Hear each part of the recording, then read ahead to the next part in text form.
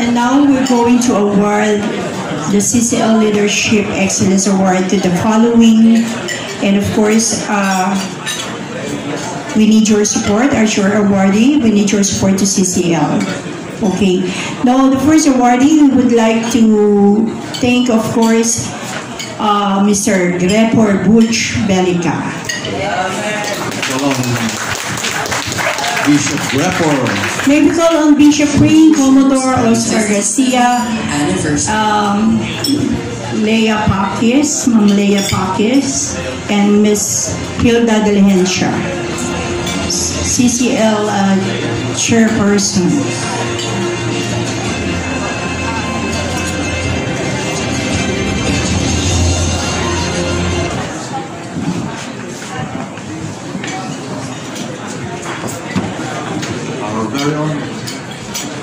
Empower the citizens of faith and ethically to realize their dreams and faith. Your leadership have made indelible footprints in many hearts. Your commitment makes difference in the Christian world. Let's give him a big hand po. Palakpakan po natin si Mr. Grepor Butch Belica. Sir. Look at me. Okay, one. Me. 1, 2, 3. Look at me. Look at me. Yan. Okay. Sa inyo eh. May look at me ha? Look at me. Look at me. Yan. Look at me ha? Look at me. Yan. Okay. May we call on Ma'am Hilda Diligencia also?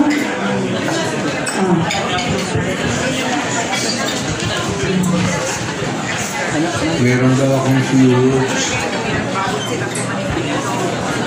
I am much humbled by this award. I don't deserve this.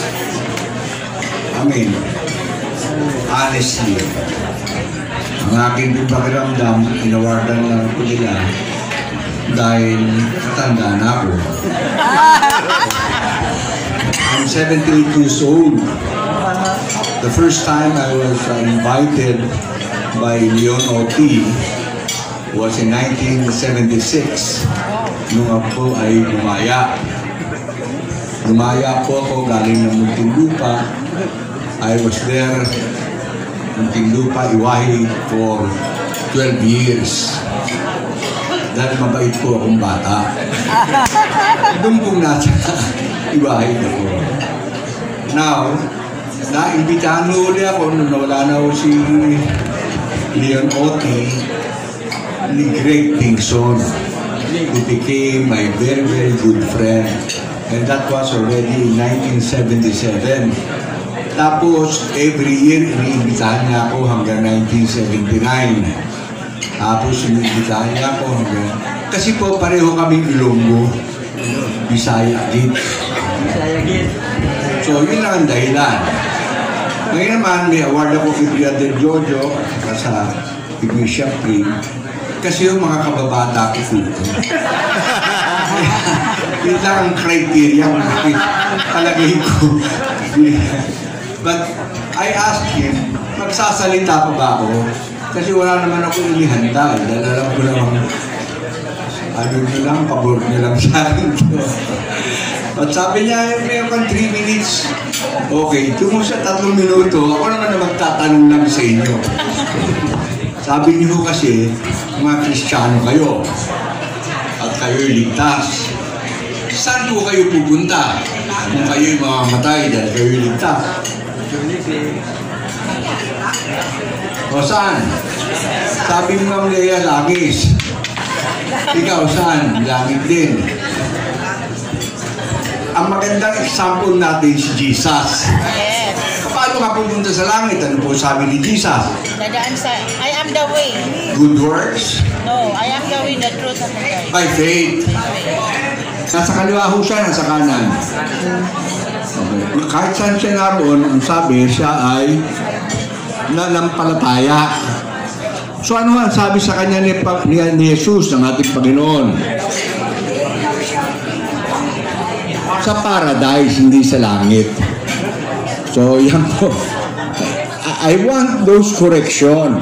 Now, who is the head of the church? Sino ang head ng Anglo-Saxon Church? England. Original na scriptural books. Sabi ng Bible na binabasa ng mga Levites.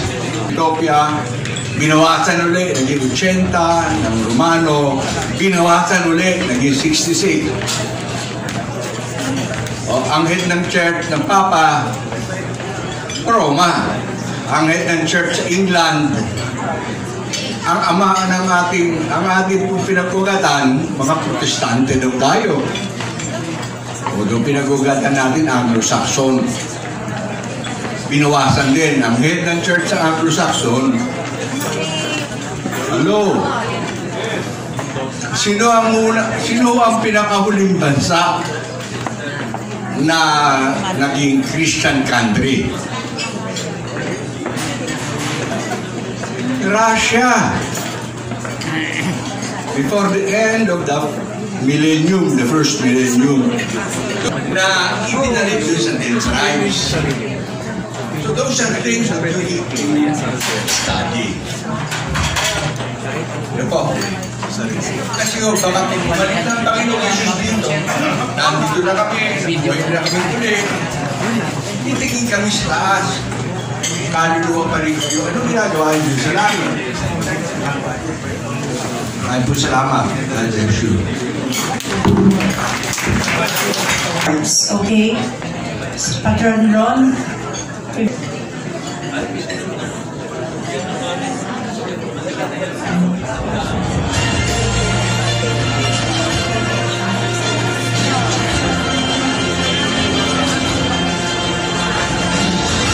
CCL Leadership Excellence Award 2025.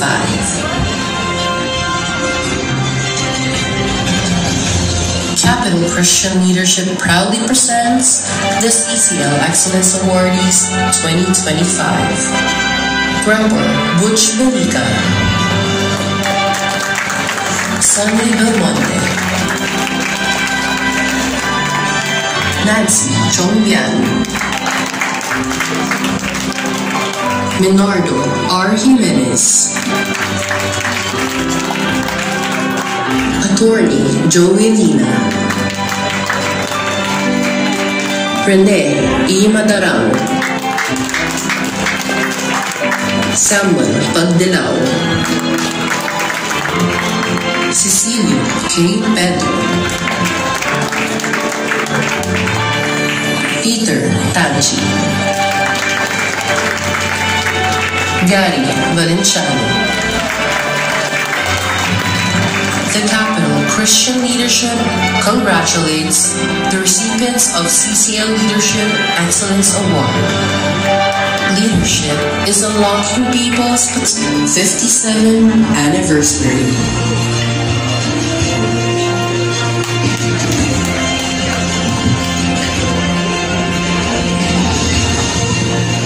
Okay. Our next awardee will be given to Mr. Sunny Belmonte, represented by Vice Mayor Dian Soto. Yes, Sir Sunny Belmonte. Okay. In Mayor. Yes. Mayor and Congressman. Yes. In recognition of exemplary dedication and impactful contribution to our country for outstanding leadership and demonstrate an extraordinary commitment in our work as a political leader. Ladies and gentlemen, Mr. Sunny Belmonte.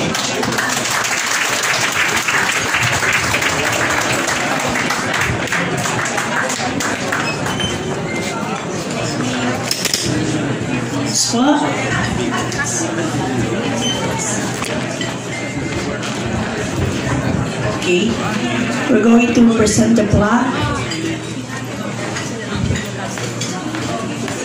Okay. 1, 2, 3. Smile. Look at me. Yun.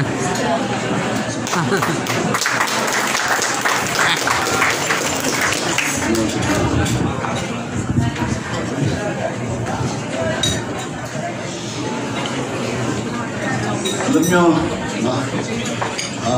matagal na akong hindi nakakapunta sa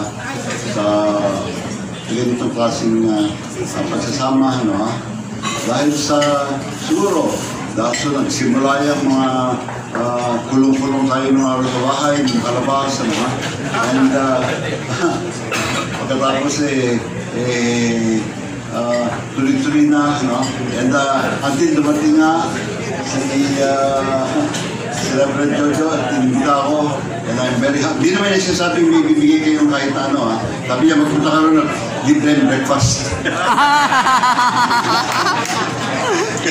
Kaya, I'm very honored, siyempre, at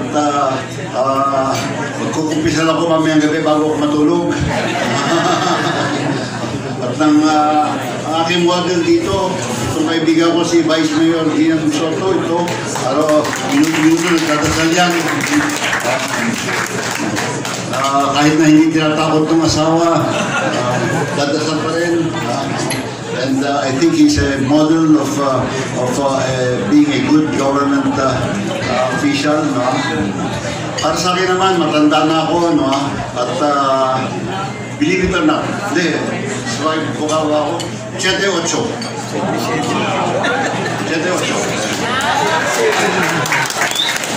So, I'm really very honored for you to invite me. Dito, member ako nitong club na ito. I haven't been here for a long time. Basta, for years, hindi ako napupunta rito. And this place where we are right now, is a very historic place. Alam naman niyo kung bakit. This is a historic place. Itong lugar na ito. And, mga anak ko dito lumaki. They all grew up here. Si Mayor Joy, tinuturoan nilang maglangoy dito, pero hanggang ngayon hindi pa rin marunong maglangoy. Dahil sa nagkamali yung coach, kinulak siya rin sa swimming pool. Akala that's the best way to learn, no? Galit na galit, hindi nila nalaman bata pa rin, tindihan na yung... I'm really greatly honored, and I think it's time na talagang nalimutan ko na nagdantay sa pandemic at leader, the Church of the Risen Lord, sa UP naman, pero naging chairman ko nung araw, and everything. But it's a great honor. I'm happy, and praise God.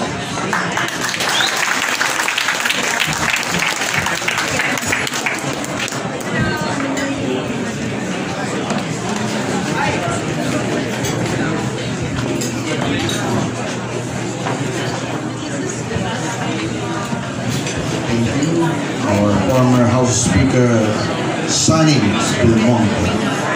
And now for our next awardee, Mrs. Nancy Chongbian. May we call on our next awardee, Mrs. Nancy Chongbian. In recognition to your exemplary contribution that makes a good encouragement to all involved in the business sector. Your success, work, relationship, and leadership are deeply biblical and spiritual. Your commitment and vision to the business industry makes a really big difference. Congratulations.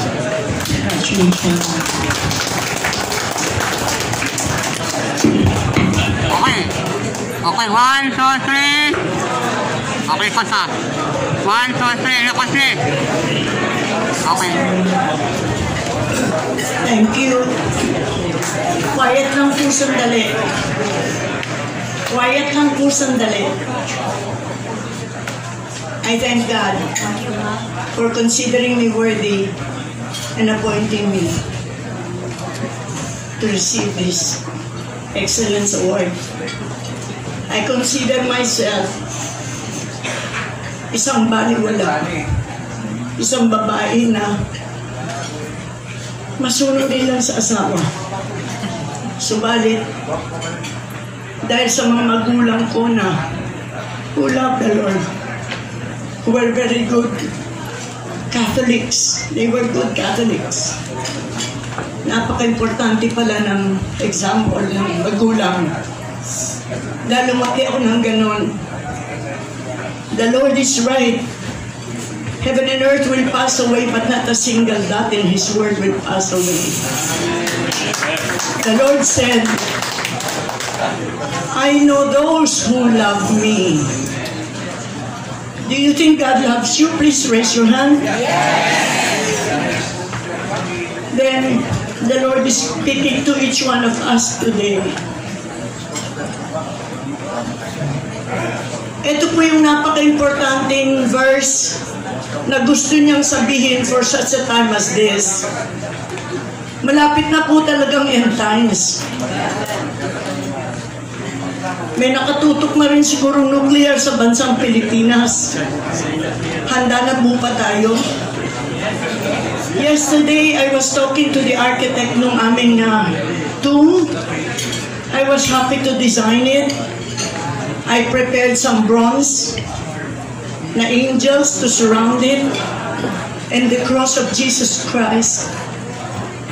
Only because of Jesus that all have sinned and come short of the glory of God.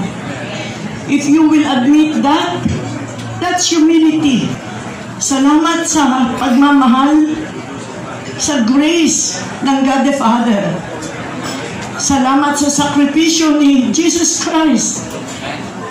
But the real message today is, wag po natin ipaba. Yan po ang sinasabi niya, for without me, you can do nothing. The message today of the Lord to us is this: I never knew you, you workers of iniquity. I really pondered upon the word of the Lord in this. Lord, but why did He say, I never knew you, you get away from me, you workers of iniquity? He did not recognize our works because it is my work. I. Kasalanan po yung I.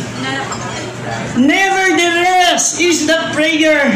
What is the challenge to us leaders today? The challenge is this. Can we, ang bayan kong Pilipinas, puro pobre, puro hindi na po makabayad. Sino sa atin na is very clear. The Philippines celebrate Christmas, but they have not proclaimed it in their mouth. Come into my heart, Lord Jesus. Napakasimple lang po. Mahirap ba yun sa ating mga leaders na ipangalap yun? Now, what did the Lord say? Pray. What will we pray? He said you pray that the gospel will spread rapidly in word and in print. Biblia. How can they believe in Him in whom they have not heard? Every Sunday, dyan lang sa mga gospel? No. What did He say? Meditate upon the word of the Lord. Oh, we cannot do it unless we are anointed and sanctified by the Holy Spirit. Amen. What is sanctification? Sanctification is the process of becoming holy and being set aside for a purpose. Kayo po ba ay leaders of followers? This is a leadership gathering. You are leaders. Poor, middle class, rich, we are leaders. I can speak in authority because when I was an ordinary person in church as a layman listening to the pastor only, magkakarevolusyon in the time of Aquino. magkaka-revolution. I was in my prayer banyo, doon ako nananalangin. The Lord spoke to me. I could not help it. I talked to the bishops. I talked to the evangelicals. Amen. And I said, we have to preach to the nation that Jesus is the only hope of our nation. Jesus is the way, the truth, and the life. Siya lang ang makakapagbigay buhay sa mga Pilipino. Siya lang ang makakapag-pinpoint sa Pilipinas as the only Christian nation in this part of Asia. Then we say, here I am, Lord. Send me. Napakadali lang po. Lord, I cannot do it. Sabi ni Joshua, hindi ko po kaya, hindi ko po. Aminin natin, hindi natin kaya. But God said, don't you know, Joshua, it will not be you. Sasamahan kita. We are the Joshuas of our time. We had the message from Bishop Pring. We had the Mr. Abella. And now I say to you, what is impossible to man is possible with God. When we go home, we read Psalms 1. Blessed is the nation whose God is the Lord. And truly, righteousness exalts a nation. Last verse. He who knew no sin became sin for us, that we might become the righteousness of God in Him. Sal, do you receive this woman to be your lawfully wedded wife? Until death do you part? I do. Kung mayaman siya, namatay siya, mayaman ka na! Namana mo na! Ikaw, tinatanggap mo. Opo, namatay siya, mayaman ka na. Tinanggap mo ang Diyos, tinanggap mo si Jesus Christ. Mayaman ka na! Mayaman! So, congratulations! Oy, 1 minute lang, 1 hour na. Sorry! Hindi ako makapigil, puno-puno ng Espiritu Santo. Maraming salamat sa inyo. Pakapo natin. Salamat po. Yan po ang glory of the gospel. Ano? It does not come, it come to the unfit, sa mga unfit, sa mga deserving. Survival of the fittest does not apply.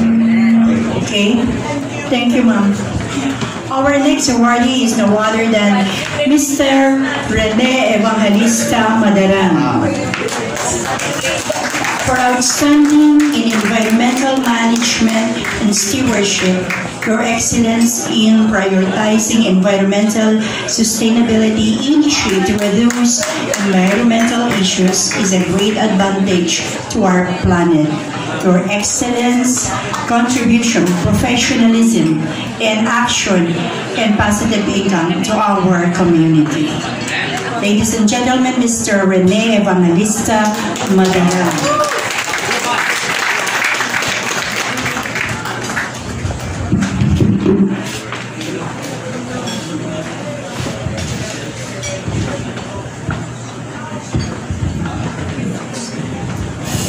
Magandang umaga po sa kanilang lahat. Sabi po ng ating banal na sa kasulatan, in the Bible it says in Genesis, in the beginning God created the heavens and the earth. On the third day, He created land, seas, plants, and trees.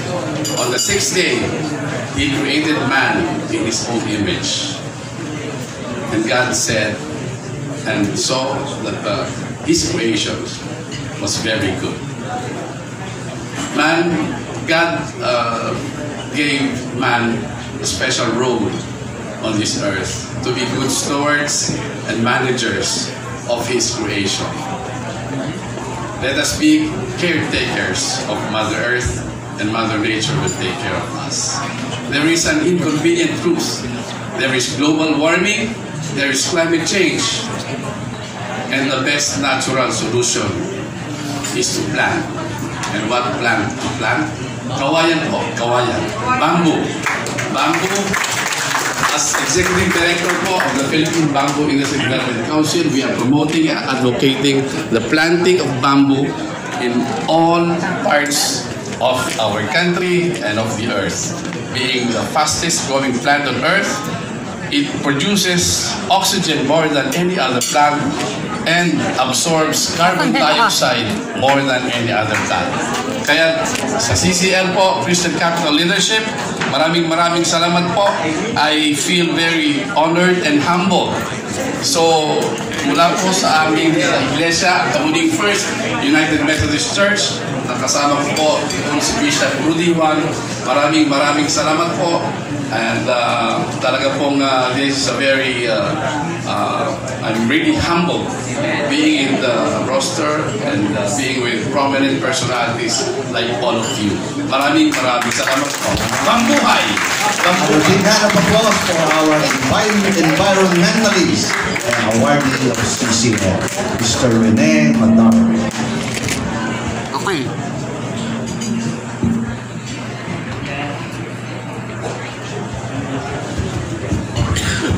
Okay. So may we call on now Ma'am Esther Gusto. Siya po ay tutulad.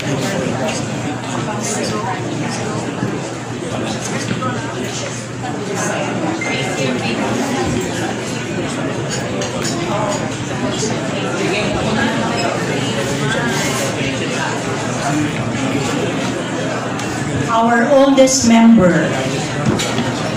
Ma'am Esther, ilang taon na kayo? Ilang taon na kayo? Pag na 94 na.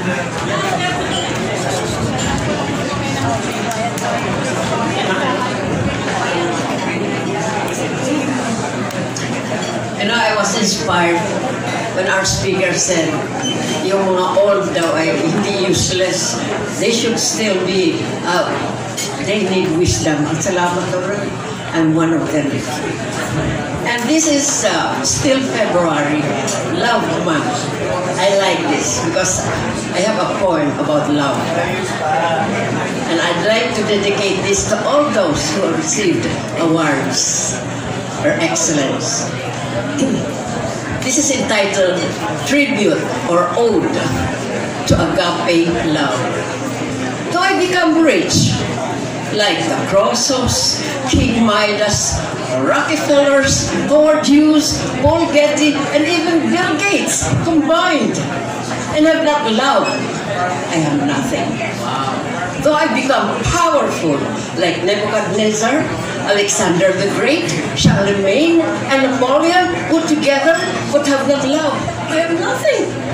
Yes. Though I possess the eloquence of Demosthenes, Cicero, Shakespeare, Daniel Webster, and Churchill, so that I can swim multitudes, but have not love, I am nothing. Though I possess the beauty and charm of Helen of Troy, of Cleopatra, or even Miss Universe, but have not love, I am nothing. Agape love never fails. Whether there be wealth, it shall rust and decay. Whether there be fame, it shall sink into oblivion. Whether there be political power and supremacy, it shall burst like a bubble. Whether there be military might, it shall crumble. Whether there be tongues of eloquence, they shall fail. Whether there be beauty of face and form, it shall fade. But love is forever. When holy times shall be no more, when earthly thrones and kingdoms fall, when the Ancient of Days is set upon his judgment seat, when angels' harps are stilled, when heaven's silence fills the universe, love will still be young.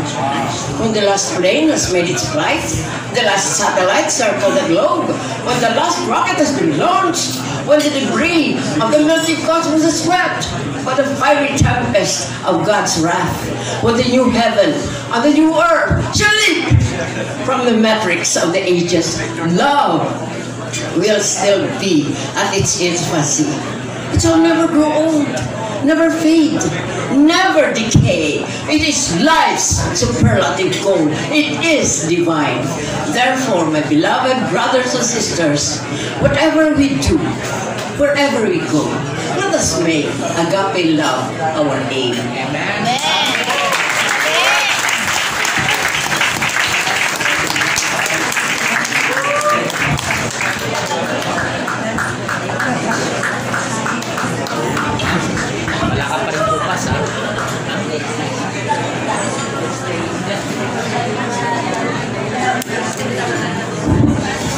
And now we have another awardee, no other than Mr. Sammy Pagdilaw, Samuel Pagdilaw, to be received by Commodore Oscar T. Garcia, our Chairman and CEO.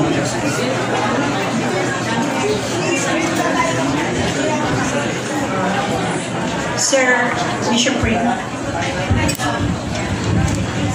you are effective and resilient and rise above leadership to Philippine National Police challenges. Your dedication to protect our country is a feature of an excellence in leadership. Your commitment and vision to be to the community have made all the difference. So ladies and gentlemen, nireceive po ni Commodore Garcia ang kanyang award in behalf of Samuel Pagdilaw. Major General of PNP, retired. Nasa Vietnam po kasi siya. Nasa Vietnam. Okay. And now we're going to have another song or by the Andres Bonifacio Choir.